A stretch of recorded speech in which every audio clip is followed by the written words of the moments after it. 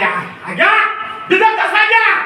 समझनु मते आंदोलन सृष्टि करछि ए वर्ष आज्ञा बोनस ना देबे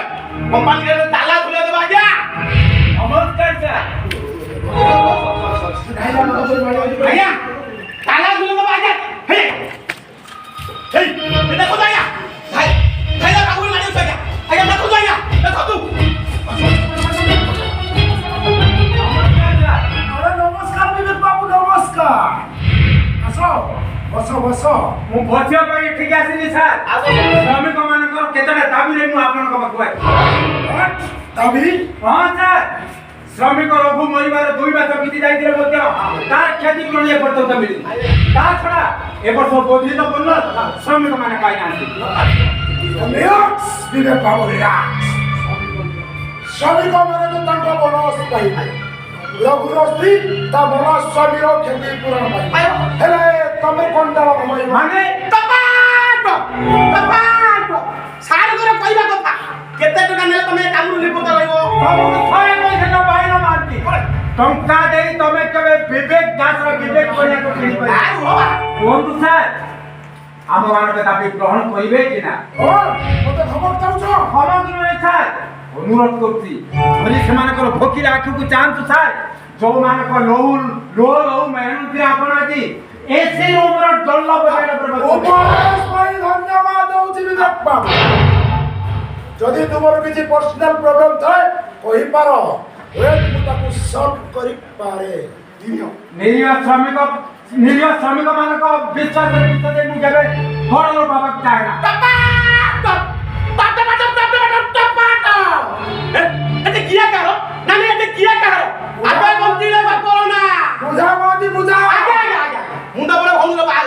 এরে বড় পরিবার কাই আতা সামনে বড় কইল আমার সারে রাখি দাও কইব তো পুরি জায়গা আগুড়ে পড়বে দেখো সারে তা গান্ডি গান্ডি দুই আগুড়ে দাও ওকে বাদি ওকে তো দেখ এই নিও পুরা 50,000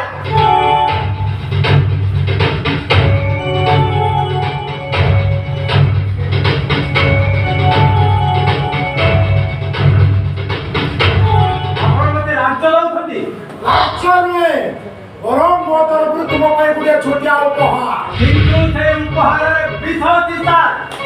ଯୋଉ ବିଷୟଟା ବିଷାକ୍ତ ପିଇବା ସମୟରେ ଏ ହଜାର ହଜାର ନିରୀହ ଶ୍ରମିକମାନଙ୍କୁ ବିଷାର କରିଦେବ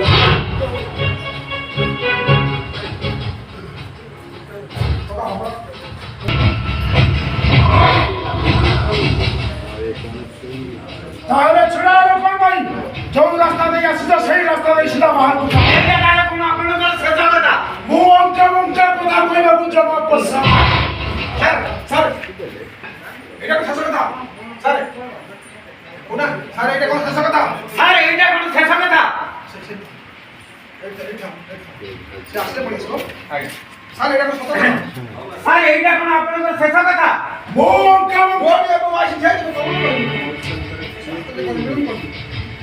ସାର୍ ଏଇଟା କ'ଣ ଆପଣଙ୍କର ଶେଷ କଥା ମୁଁ ଅଙ୍କା ବଙ୍କା କଥା କହିବାକୁ ପସନ୍ଦ କରେ ନା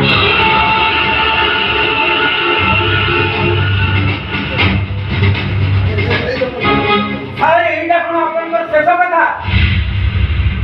ମୁଁ ଅଙ୍କା ବଙ୍କା କଥା କହିବାକୁ ପସନ୍ଦ କରେ ଆରେ ଖରା ବର୍ତ୍ତମାନ ତାଛଡ଼ା ବର୍ତ୍ତମାନ କାରଖାନା ଲସ୍ରେ ଚାଲିଛି ଏ ବର୍ଷ ବୋନସ୍ ଦେବା କେବେ ବି ସମ୍ଭବ ନୁହେଁ କାହିଁକି ଅସମ୍ଭବ ଭାଇ କାହିଁକି ଅସମ୍ଭବ